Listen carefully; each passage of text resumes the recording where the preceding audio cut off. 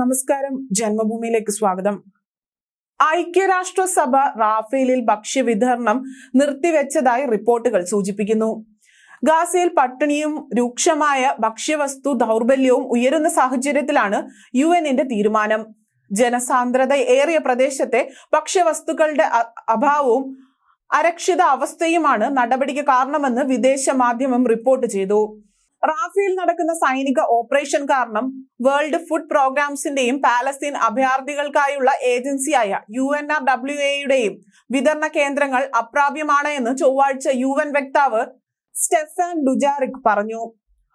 1 ദശലക്ഷത്തിലധികം ആളുകൾ ഉയർന്ന പട്ടിണി നേരിടുന്നുണ്ട് എന്നും UN പറഞ്ഞു. ഒരു കാലത്ത് ഈജിപ്ത് വഴിയുള്ള റാഫേ ക്രോസിംഗ് സഹായത്തിനുള്ള പ്രധാന കവാടമായിരുന്നു. എന്നാൽ ഇത് മെയ് 6 മുതൽ അടച്ചിട്ടിരിക്കുകയാണ്. 2 ദിവസം കൊണ്ട് ഒരു സഹായ ട്രാക്കുകളും US നിർമ്മിച്ച ഫ്ലോട്ടിംഗ് പിയറിലൂടെയും കടന്നിട്ടില്ല എന്ന് UN പറഞ്ഞു.